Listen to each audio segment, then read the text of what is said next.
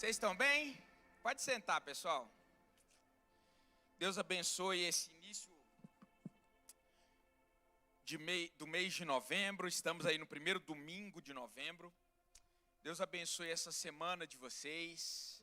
Deus abençoe o Relive que dormiu aqui na igreja. Já começa a semana abençoado. Deus abençoe os jovens que ficaram responsáveis pelo louvor nessa manhã. Tinha uns que estavam com sono. Cadê o João? Estava quase dormindo. Tava não, né, João? Deus abençoe os jovens que fizeram essas 3 orações do profético. Esse é o objetivo da igreja, irmãos. É movimentar todas as camadas etárias, todas as faixas etárias, para aproximá-los do Senhor. E essa é a minha esperança, sabe? Quando no domingo, acho que foi domingo retrasado, que eu preguei sobre ter esperança, e uma das coisas que eu falei é que os pessimistas, ou os futuristas, ou os escapistas escatológicos, eles têm uma tendência muito forte de olhar o mundo pelo viés mais negativo. Olha a guerra da Ucrânia, olha a guerra agora do Hamas, na verdade de Israel, contra o grupo terrorista Hamas, e generaliza isso como se fosse o fim do mundo, como se fosse tragédia. Terceira Guerra Mundial está chegando. E generaliza o fato daquele tópico que eu falei no domingo retrasado, domingo passado. Foi domingo passado que eu preguei? Foi passado, né? O tempo passa tão rápido. Que eu preguei sobre a Europa e Israel terem se tornado praticamente pagãos. Só que quando eu olho, irmãos, uma das primeiras experiências que eu tive aqui na Comunidade das Nações, e hoje eu quero pregar sobre isso, o poder do testemunho.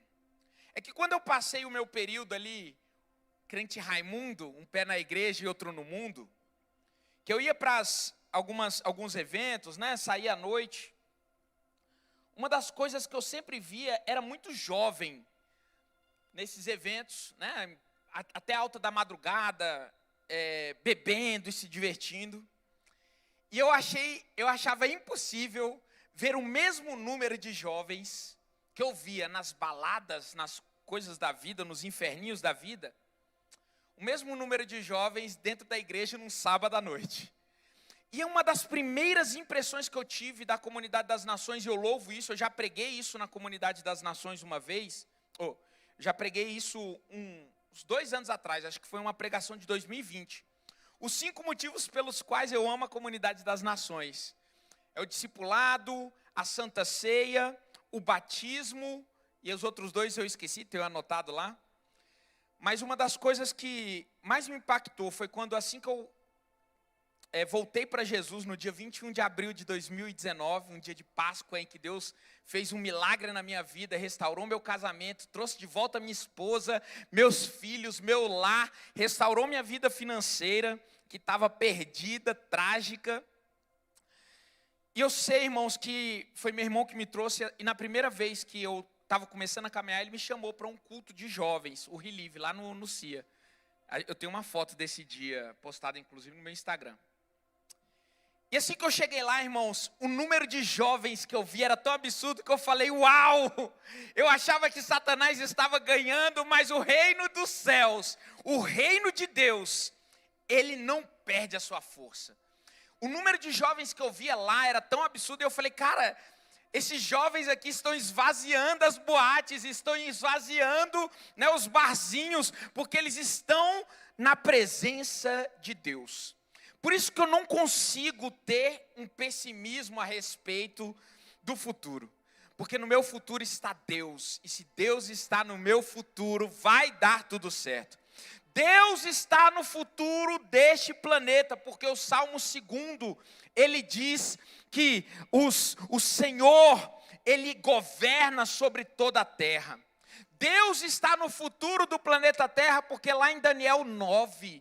quando fala sobre a estátua de cabeça de ouro, de peito de prata e pernas misturadas com bronze e os pés de latão com barro, diz que havia uma pedra E essa pedra, ela esmiuçou aqueles reinos representados por essa estátua. E aquela pequena pedra, ela foi crescendo e se tornou o reino de todas as nações. Por isso eu creio que o Senhor Jesus, Ele tem um propósito para a igreja. E começa por cada um de nós. Juventude, adolescentes, crianças, seja quem for, irmãos. Deus tem um propósito. As portas do inferno não prevalecerão contra a igreja. E a criação, como eu disse lá em Romanos capítulo 8, aguarda com grande expectativa. Sabe o que é isso, irmãos? A natureza, ou seja, os animais do campo, as plantas, a fauna, a flora, as estruturas tectônicas, as placas tectônicas da terra, sabe? A atmosfera, tudo espera com grande expectativa. Sabe o que é isso?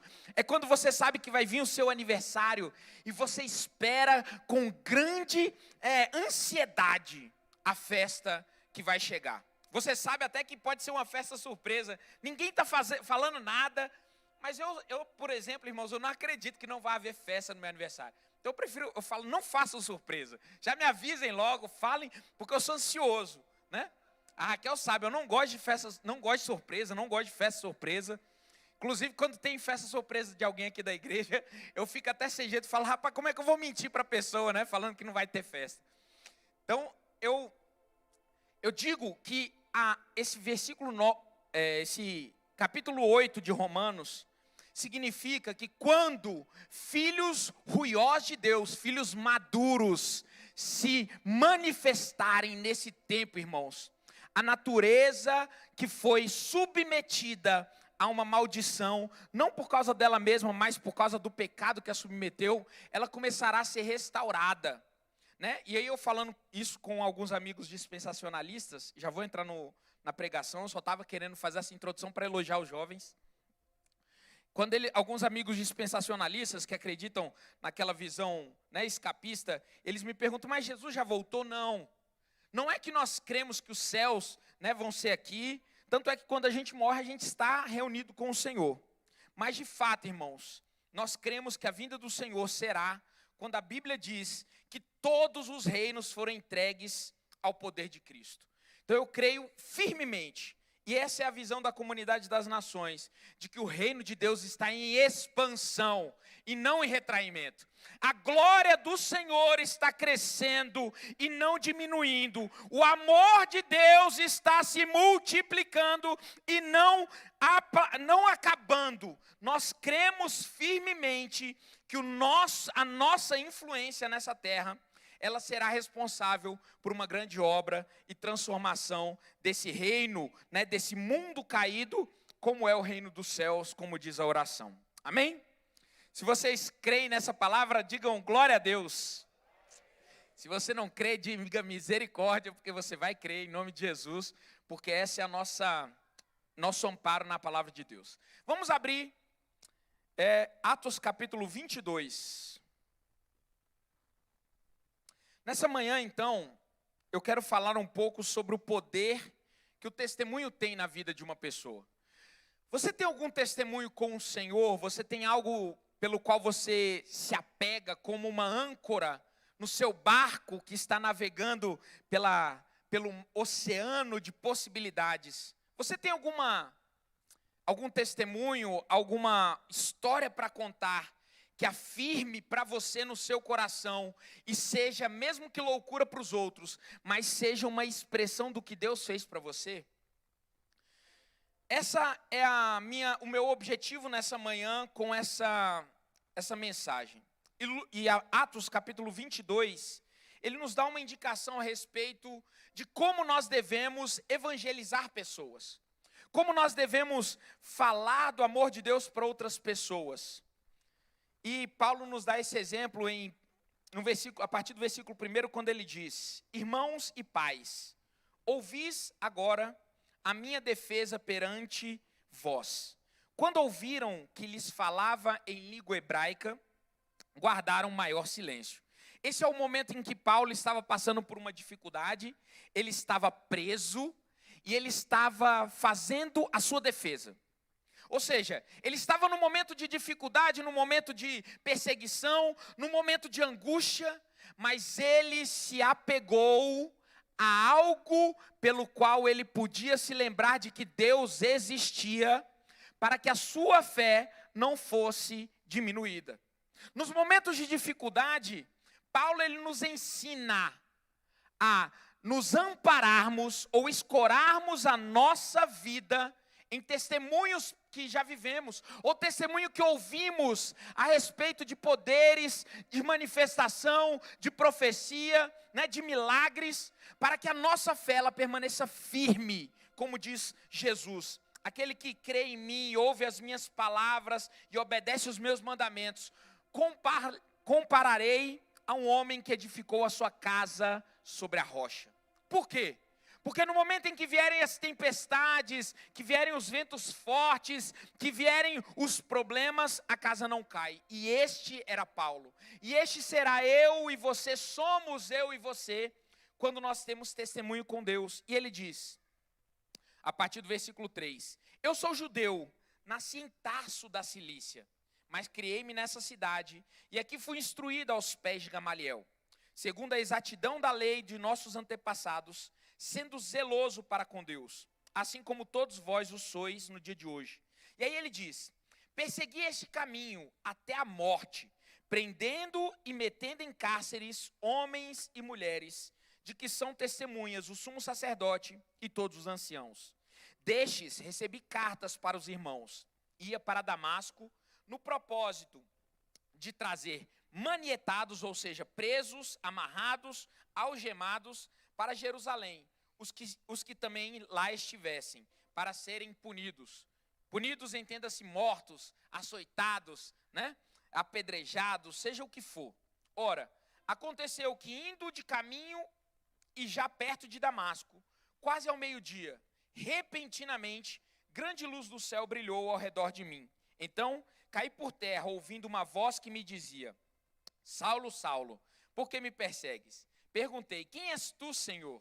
Ao que respondeu, eu sou Jesus, o Nazareno, a quem tu persegues. Os que estavam comigo viram a luz, sem contudo perceberem o sentido da voz que lhe falava comigo. Então perguntei, que farei, Senhor? E o Senhor me disse, levanta-te, entre em Damasco, pois ali te dirão acerca de tudo o que te é ordenado a fazer. Tendo ficado cego por causa do fulgor daquela luz, guiado pela mão de um dos que estavam comigo, cheguei a Damasco.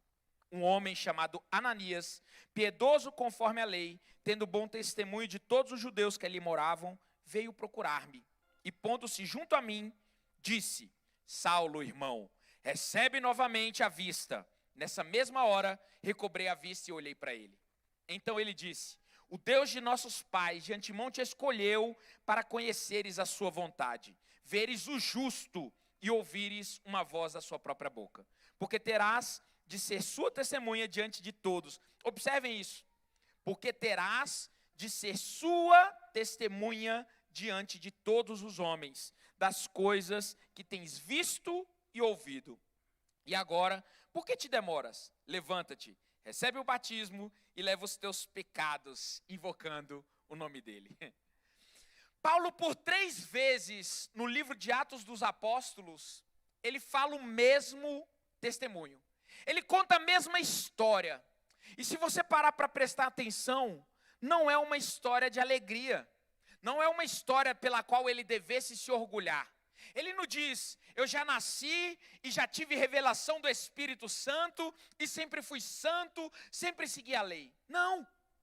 Paulo, ou antigamente chamado Saulo, que na verdade o nome não foi mudado, é apenas uma mudança de perspectiva em que Saulo é o nome hebraico e Paulo é o nome romano, né, que é dado para ele, a partir do momento em que ele começa a sua viagem missionária, mas ninguém mudou o nome de Paulo, de Saulo para Paulo, como alguns costumam dizer. Mas Paulo, ele conta 3 vezes, irmãos, só em Atos dos Apóstolos, a mesma história. Nós vamos ver em Atos capítulo 9, Atos capítulo 22 e Atos capítulo 26, quando ele se defende diante de Agripa. Herodes Agripa. Durante 3 vezes, durante 3 momentos, Paulo, ele estimula o seu discípulo Lucas a contar o mesmo testemunho. E não é um testemunho de glória. Pelo contrário, irmãos, é um testemunho de vergonha para ele mesmo. É um testemunho que conta a respeito da falha de caráter que ele tinha, da falha de percepção, das falhas teológicas que ele tinha. E isso é importante no testemunho, porque sempre que você for contar um testemunho, irmãos, Deus é sempre o personagem principal a ser exaltado no seu testemunho. Quando você tem um testemunho com o Senhor, de cura, de milagre, de libertação, de maravilhas, lembre-se sempre que o autor principal e o personagem que deve ser exaltado nessa mensagem, não é você ou o que você recebeu ou o que você fez. Talvez você tenha orado por cura e a pessoa tenha sido curada. E a forma correta de você testemunhar não é eu curei, é o Senhor curou através de mim. O testemunho, ele deve enaltecer a Deus, seja ainda assim que você tenha que contar a sua vergonha. Ainda que você tenha que contar o seu opróbrio, ainda que você tenha que contar do seu passado, como Paulo contou, do seu passado de perseguição, do seu passado de falta de cultura, de falta de entendimento, porque, irmãos, existe algo mais terrível do que você levar à morte pessoas inocentes? E Paulo ainda assim, irmãos, ele contou isso diversas vezes. Eu persegui a igreja, eu fui o perseguidor. Abra para mim, por gentileza, 1 Timóteo 1, versículos 12 a 14. Paulo, ele, não apenas em Atos, por 3 vezes, ele dá esse testemunho. 1 Timóteo, capítulo 1, versículos 12 a 14, por gentileza. É o Mateusão que está aí? Show. Olha só. Sou grato para com aquele que me fortaleceu, Cristo Jesus, que me considerou fiel, designando-me para o ministério. Quem é que está sendo exaltado nessa passagem, irmãos? Pode voltar, Mateus. Para vocês terem ideia do que eu estou falando. Sou grato para com aquele que me fortaleceu. Gratidão é um dos ministérios mais poderosos na vida do crente. Você é grato por aquilo que Deus colocou na sua mão? Você é grato por aquilo que Deus tirou de você? Você é grato por aquilo que Deus fez através da sua dor? Porque a sua dor em Deus, ela se torna um ministério. Minha esposa, ela falou essa frase hoje, na pregação acho que de quarta, ou foi do CN Mulheres. Deixe que a sua dor se transforme no seu maior ministério. Deixe que a sua falha, a sua falta, o seu passado curado, liberto, se torne em um propósito em Deus. Esse é o poder do testemunho. Por isso ele diz, e ele enaltece não a ele mesmo nessa passagem. Ele enaltece o Deus dele. Ele enaltece aquilo que Deus fez através dele. Então permita que a sua história, por mais que você ache que ela é pequena, ela tenha testemunhos com o Senhor.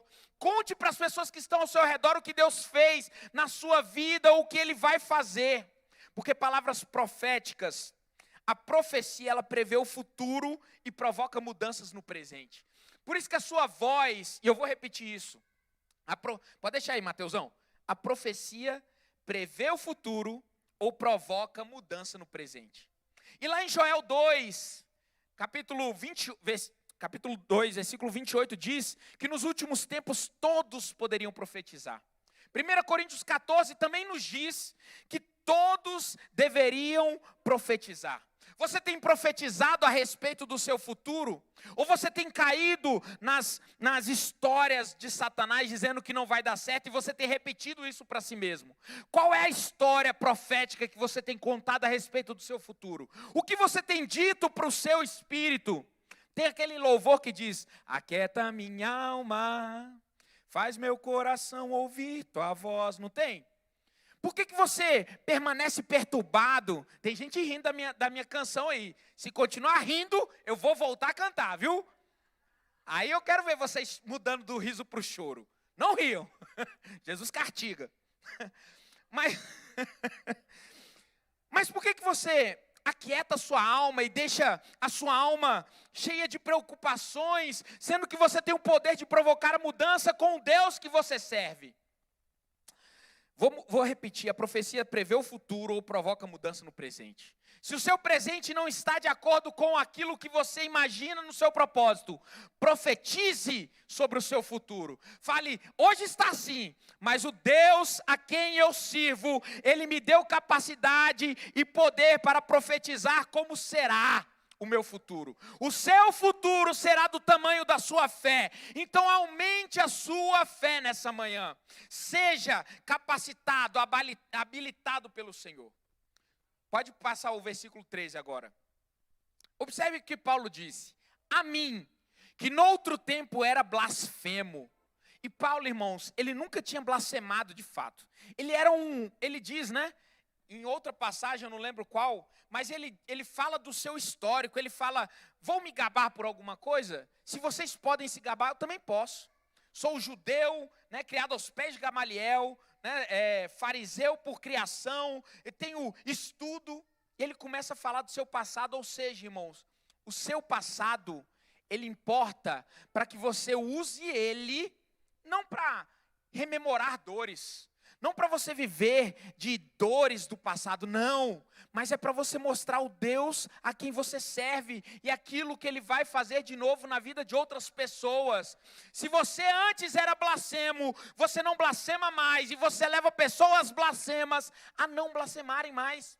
Se você era adúltero, você não adultera mais. E leva pessoas que estão vivendo em infidelidade a viver a fidelidade com o Senhor.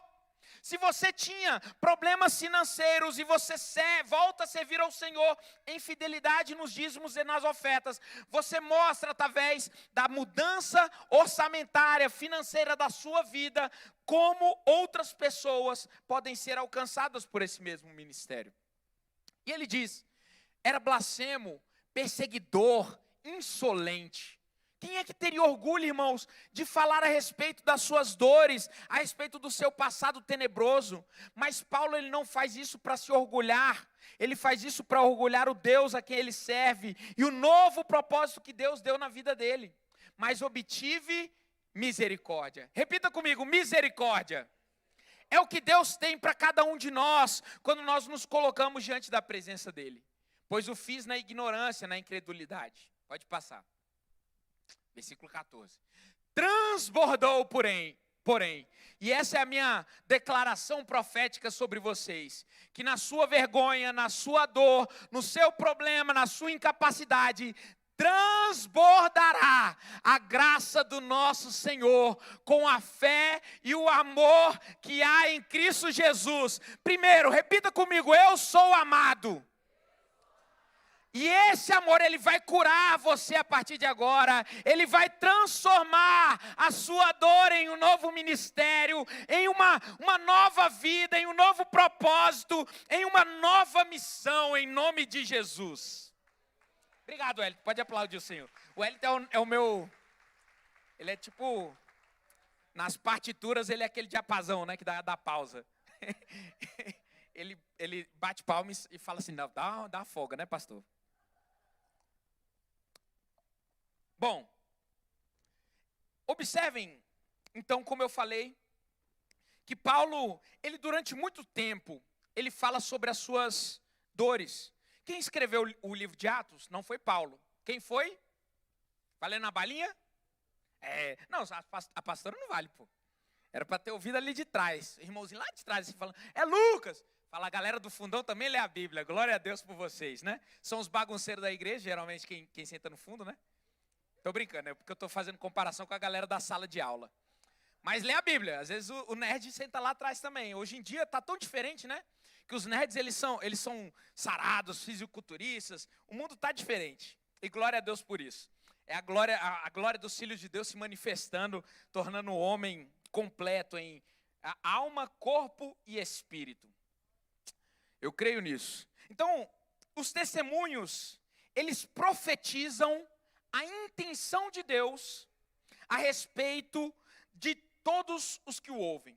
Quando você testemunha, ou quando você conta a sua história, falando com que botando como personagem principal o sobrenatural de Deus, você não está apenas contando uma história, você está profetizando a intenção de Deus e a natureza dele para todos os que o ouvem.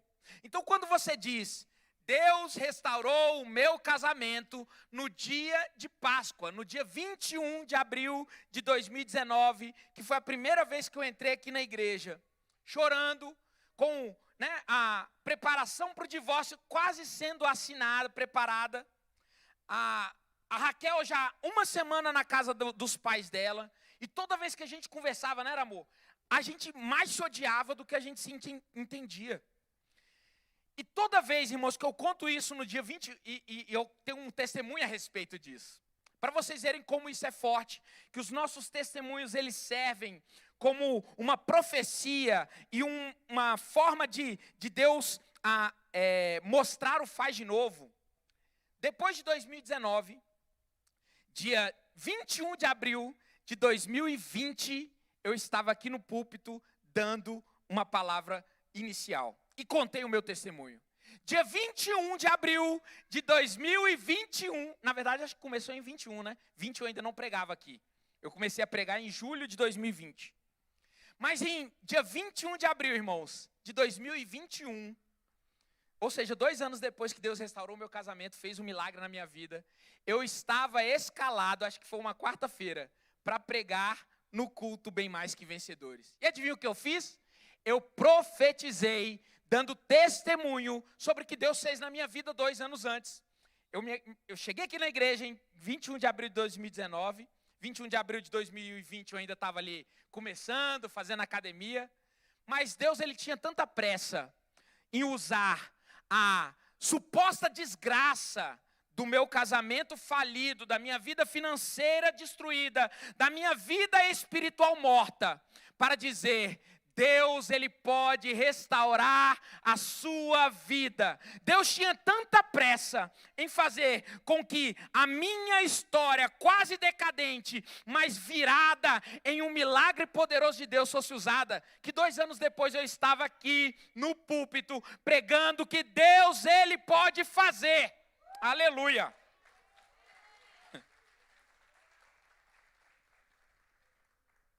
E sabe o que é engraçado?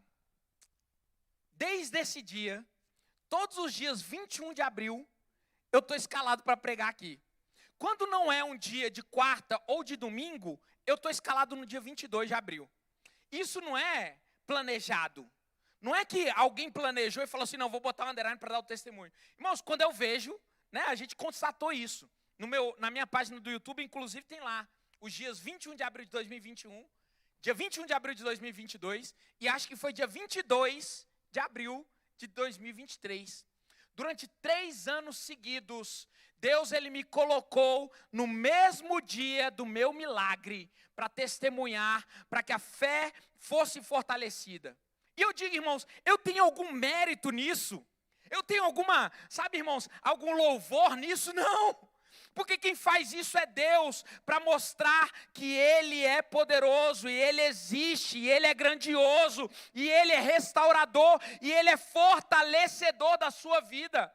Sabe, irmãos, se você tem a capacidade de usar a sua dor, se você tem a capacidade de usar a sua maior falha como um instrumento nas mãos de Deus, Ele pode fazer por você muito mais do que você pede e imagina. Mas entenda, não é por você.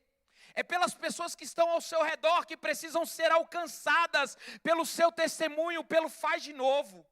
Porque quando você esquece, e aí eu anotei isso aqui também. Ele não quer que façamos apenas o que Ele diz. Ele quer que entendamos por que Ele nos ordena fazer certas coisas. Quando nós esquecemos, deixa eu ver aqui. Notei aqui uma outra. É que esquecer que Deus já fez, custa não apenas a nós, mas também àqueles que nos rodeiam. Porque eu já falei que a profecia, ou na verdade o testemunho, é uma profecia da intenção de Deus em fazer de novo, não é? Eu falei isso. Quando você esquece o que Deus fez por você, quando você negligencia os bens que Deus fez por você, o que você ouviu, e você não repassa para frente falando, você vê uma pessoa doente e você fala, Deus já curou alguém dessa doença e Ele pode curar você. Você está prejudicando ou você está roubando a possibilidade daquela pessoa de receber o seu milagre. Porque a fé vem através do ouvir, e o ouvir pela palavra de Deus. A maior testemunha, a maior profecia, a maior palavra ou mensagem é a Bíblia. Então profetize a respeito da Bíblia na vida das outras pessoas. Quando você vê uma pessoa, né, moribunda, você fala, Deus já curou e Ele pode fazer de novo. Aumente a sua fé. Sabe, irmãos, existe uma outra frase também que diz, é muito fácil a gente reduzir o evangelho a coisas que são possíveis de serem feitas. É muito fácil reduzir os ensinamentos de Jesus ao que é humanamente possível.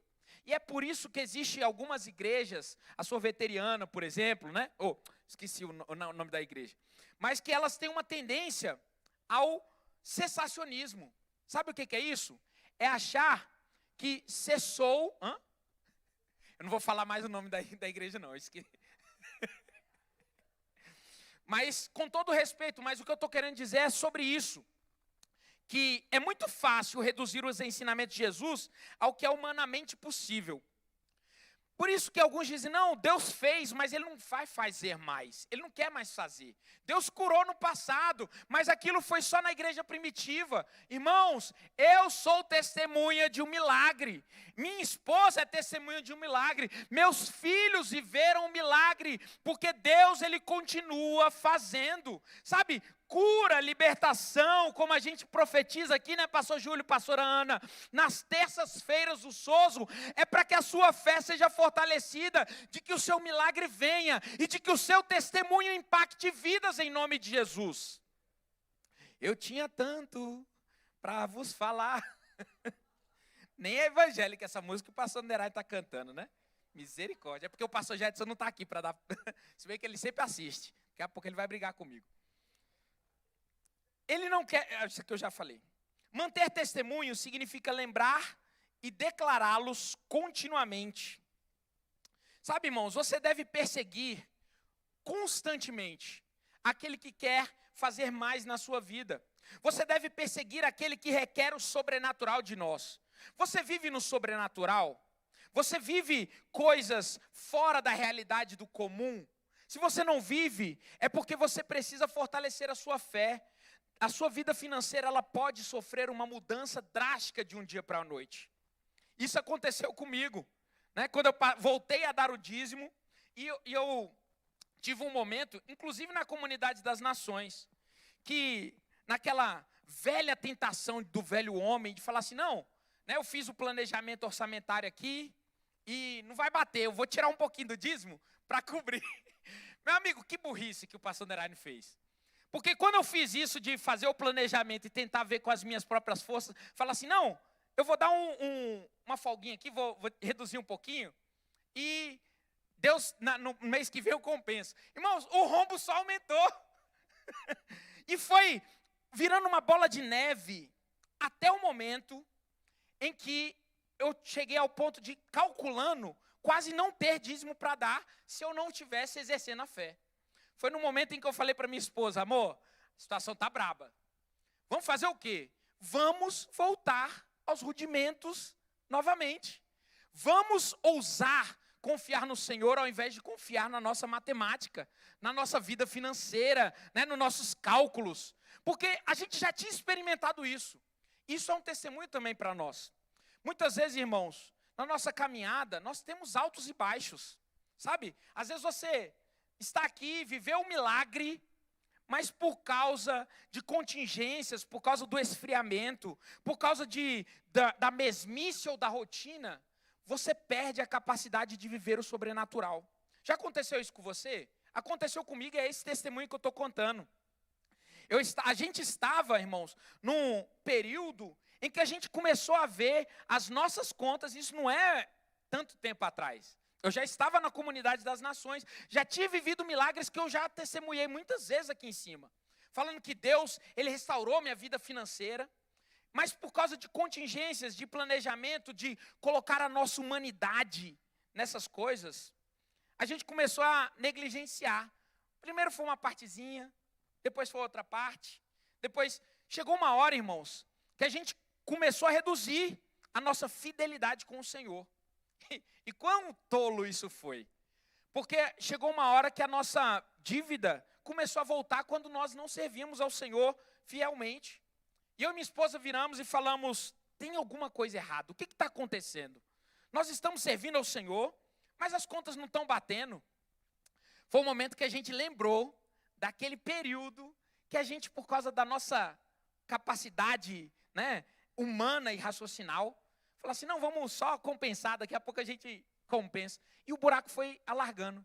Como é que Deus mudou isso? Irmãos, e Deus é tão poderoso, que no mês em que nós decidimos voltar a confiar no Senhor, lembrando, e aí vem o testemunho, lembrando da intenção de Deus em nos abençoar na nossa fidelidade, nós falamos, amor, já que o buraco já está começando a se alargar, vamos ser fiel, porque a única coisa que nos resta é ser fiéis. A gente foi lá e depositou o dízimo no primeiro dia do mês, acho que nem tinha saído do salário. Irmãos, no outro dia, ou foi 2 dias depois, foi no domingo que a gente deu o dízimo, na terça-feira, uma porta se abriu para que eu pudesse cobrir a dívida que estava pendente dos meses anteriores e honrar o resto do ano. Sabe quem faz isso, irmãos? É Deus.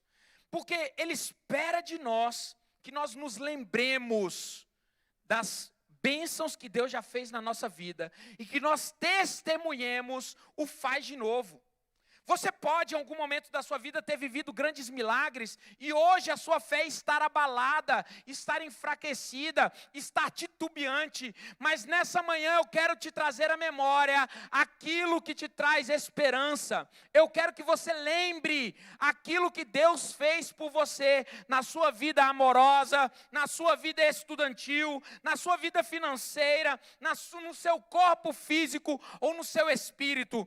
E faz de novo, Senhor. Fala para você mesmo, Deus fez uma vez, Ele pode fazer de novo, não apenas na minha vida, mas na sua e na vida daqueles que estão ao seu redor, em nome de Jesus.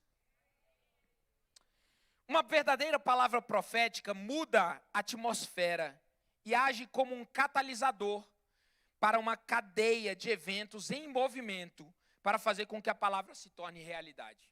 E aqui eu já estou acabando, tá? Porque a gente vai depois para o pós-fético, né? Mas eu quero repetir essa frase que talvez não tenha ficado muito clara. Uma verdadeira palavra profética, e o que é isso? Deus vai fazer na sua vida, Deus vai mudar a sua história, Deus vai restaurar a sua intimidade com a sua esposa. Deus vai trazer de volta os seus filhos para a casa do Senhor. Deus vai libertar aquela pessoa. Uma verdadeira palavra profética, que é aquela palavra que você ministra a vontade de Deus, que é boa, perfeita e agradável na vida dos outros, muda a atmosfera. É por isso que quando você entra aqui, o clima é um clima propício para milagres. É por isso que quando no Velho Testamento as pessoas iam diante do templo, elas recebiam milagres. Porque essa palavra profética, ela muda a atmosfera e age como um facilitador, um catalisador para uma cadeia de eventos em movimento. Primeiro, ele contagia a sua fé. Quando ela é contagiada e você ministra sobre outros, os outros são contagiados pela sua mesma atmosfera de mudança. E começa, irmãos, sabe quando você derruba um dominó, e esse pequeno dominó, ele derruba um outro um pouquinho maior, e derruba um pouco maior, e quando você vê aquele pequeno dominó caído, ele derruba uma estrutura do tamanho de um prédio. Isso é a força do seu testemunho. Quando o seu testemunho sobre o que Deus fez na sua vida, ele é passado adiante e fortalece a fé de outros, vai aumentando a fé de outros e vai proporcionando que Deus faça na vida de outros. No Hombridade, a gente teve a oportunidade, estava Ezequias, estava o Wellington, de contar um pouco da minha vida mais aprofundada. E tudo isso que Paulo falou aqui, que eu falo insistentemente, de que Deus fez na minha vida e pode fazer na sua, irmãos, é para glorificar o nome de Deus, é para mostrar que o sobrenatural dele está à disposição de mim e de você. A maioria dos crentes entende que Deus perdoou do pecado, mas muitos não entraram no propósito desse perdão. Viver o perdão de Deus é você viver a ressignificação das suas dores, é você saber que o seu passado, por mais tenebroso, doloroso, incapacitante que seja, ele foi perdoado, mas não para uma vida de simples esquecimento daquilo que você viveu. Talvez você tenha vivido aquilo por escolhas erradas que você fez. Talvez você tenha vivido por propósito de Deus. Talvez você tenha vivido aquilo por tentação do diabo que você cedeu. Não interessa o motivo pelo qual o seu passado foi vivido e como ele foi vivido. Interessa o que você vai fazer a respeito dessas experiências com o Senhor.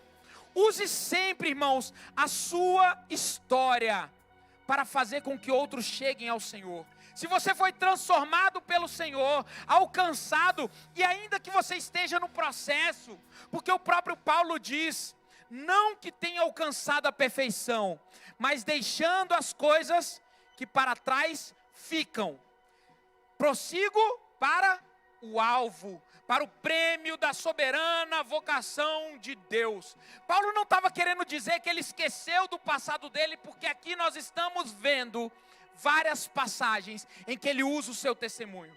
Mas esquecer é esquecer a dor que te causaram naquele evento, é esquecer a vergonha que você passou pelo que você viveu, e você olhar para o futuro com esperança, sabendo que Ele é poderoso para fazer muito mais do que você pede ou espera. Sabe, irmãos, a queda do homem lá em Adão e Eva não diminuiu o interesse de Deus em ter a terra cheia de pessoas que vivem milagres e um relacionamento com eles. Quantos aqui têm um relacionamento com o Senhor? Ou seja, o pecado que Adão e Eva cometeu, ou que você cometeu, não muda o interesse de Deus em abençoar você. Não muda o interesse de Deus em ter relacionamento com você, em ter uma história com você. Eu lembro quando a minha professora Eliane dava aulas para mim na Academia das Nações, e ela contou sobre o testemunho de como Deus fez um milagre na profissão dela, como Deus ele prepara situações aparentemente simples ou cotidianas para mostrar o poder dele na nossa vida. E Deus vai fazer com você, irmãos, por mais que a sua fé esteja abalada nessa manhã, eu quero te estimular e declarar e profetizar e testemunhar que a minha fé foi restabelecida através de uma palavra dizendo: você é filho amado de Deus. Sabe, muitos olhavam para mim naquele dia 20 de abril de 2019 e falavam: se conserta, Underline, porque agora se você não se consertar, Deus vai te preparar e te levar. Você perdeu o seu casamento, e quem falava isso para mim eram pastores e evangélicos de muito tempo.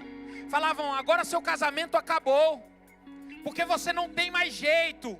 As suas decisões te levaram ao término do seu casamento, mas você tem oportunidade de ter um outro casamento. E eu falava: eu não quero, eu quero minha família de volta. E eles falaram para mim: acabou. Você pecou demais, você errou demais, você falhou demais. Mas quando eu ouvi uma pessoa dizendo: eu creio na restauração do seu casamento. Quando uma pessoa virou para mim e falou: eu me amparava no seu relacionamento para hoje eu estar casando com a minha noiva. Quando essa pessoa virou e falou assim para mim: você é um filho amado de Deus, e a sua vida não é determinada pelo seu histórico passado, mas pelo seu propósito poderoso em Deus. Quando eu entendi o amor de Deus, pode aplaudir. Sabe, quando eu entendi que não é o medo do inferno, ou o medo da condenação, ou a culpa e o arrependimento por atos feitos ou deixados de fazer, que nos move em direção ao nosso milagre, mas é o amor de Deus por nós e saber que nós somos amados por Ele. Eu me entreguei de novo para esse amor. Eu entrei nessa igreja, eu fui restaurado nessa igreja, eu fui curado. E sabe, quando eu cheguei aqui, minha esposa ainda não cria no milagre, na transformação do Underline. E eu falei: a partir de hoje você tem um novo marido. A partir de hoje você tem um novo Underline. E eu não sei se o nosso casamento vai ser restaurado hoje ou amanhã, mas eu creio que a mudança da minha vida vai fazer com que as coisas perdidas sejam restauradas. E bastou essa palavra de fé, esse testemunho no WhatsApp, porque a gente ainda não se via, para eu falar: eu estou indo para a igreja, eu estou indo resgatar um novo homem, e você vai voltar para casa hoje à noite. No domingo, a gente tinha combinado, eu falei: eu vou ser um novo homem, você vai almoçar comigo. No almoço ainda não deu, a resistência do capeta ainda estava muito grande. Mas eu saí dessa igreja aqui, desidratado de tanto chorar. Peguei o carro, fui lá na casa do meu sogro, busquei minha esposa e os meus filhos, e eles voltaram para casa. E desde então nunca mais saíram. Faz de novo, Deus! Fica de pé nessa manhã. Uau! Deus, Ele pode fazer muito mais do que você pede, espera, do que você crê. Eu não sei qual é o problema que te aflige nessa manhã, mas eu sei que o Deus que eu sirvo, o Deus que me revelou que essa mulher era a mulher da minha vida, através de 2 sonhos. Eu sei que o Deus que cuida da minha vida financeira, Ele está aqui nessa manhã, com os braços estendidos, dizendo: você é amado. Rejeite nessa manhã as palavras de Satanás, as palavras dos acusadores, as palavras contrárias, e aceite o amor de Deus transformador. Profetize sobre você a mudança do seu cenário e fala: faz de novo, Senhor, em nome de Jesus. Adore ao Senhor.